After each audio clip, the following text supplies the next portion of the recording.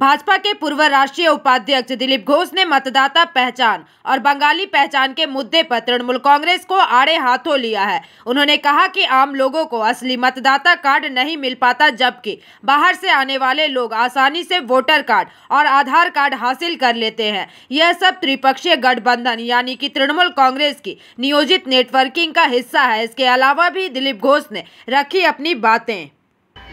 কালকে মমতা এবং অভিষেক ব্যানার্জি বারবার হুঁশিয়ারি দিলেন পরিযায়ী শ্রমিক এরকম মানছি না, মানব না, এসআইআর মানছি না, মানব না। এখন বিষয়টা হচ্ছে একটা ছোট্ট জিনিস আপনাকে দেখিয়ে আমি শুরু করি। এই ধরনের যদি ভোটার কার্ড থাকে তাহলে তো এসআইআর হবেই রাজ্যে, মানে no one can help it. আপনি আগে এটা দেখুন, তারপর আমি আপনার কাছ থেকে প্রশ্নের উত্তর নেব।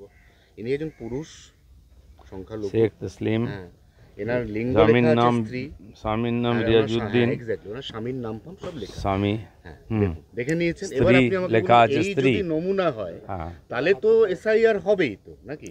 না দেখুন, এখানে অরিজিনাল মানুষরাই ঠিক করে কার্ড পায় না, কারণ এত দু নম্বরে নাম টাম যা ইচ্ছা করে দিচ্ছে, সব গড়বড় আছে।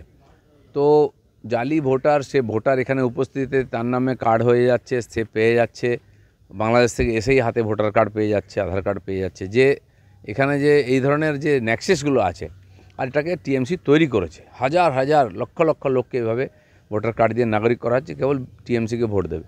একজন দাঁড়িয়েওয়ালা লোকের নাম, তার স্বামীর নাম, তাকে স্ত্রী হিসাবে দেখানো হচ্ছে। এই যদি ভোটারের নমুনা হয়, তো এটা তো সে যে অরিজিনাল ভোটারও হয়, তাও তো সংশোধন করার দরকার আছে ওর ডকুমেন্ট নিয়ে। এভাবে তো হতে পারে না। দেখুন, মানব না, করবো না অনেকেই বলে, ওনাদের বলা অভ্যাস বলে দেন। ট্রাম্প মেনে নিচ্ছে, আর তোমরা কি?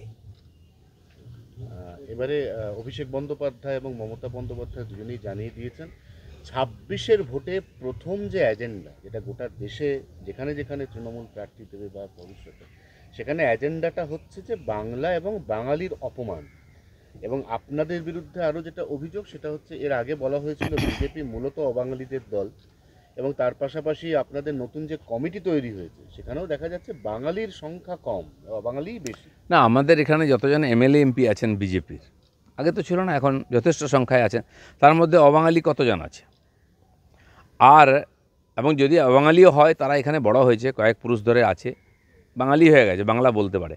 আর টিএমসি যাদেরকে করেছে এমপি, তাদের দেখুন না কতজন বাঙালি অবাঙালি আছে। তারা কি বাংলা জানে? বাংলার কালচার জানে? দুর্গা পূজা, নববর্ষ জানে?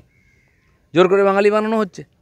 এবং যারা এখানে স্লোগান দেয় ঈদ বাঙালির উৎসব, তারা কতটা বাংলা বুঝে, বাঙালি বুঝে? তো বাঙালি সেন্টিমেন্ট নিয়ে খেলতে পারেন, অসুবিধা নেই।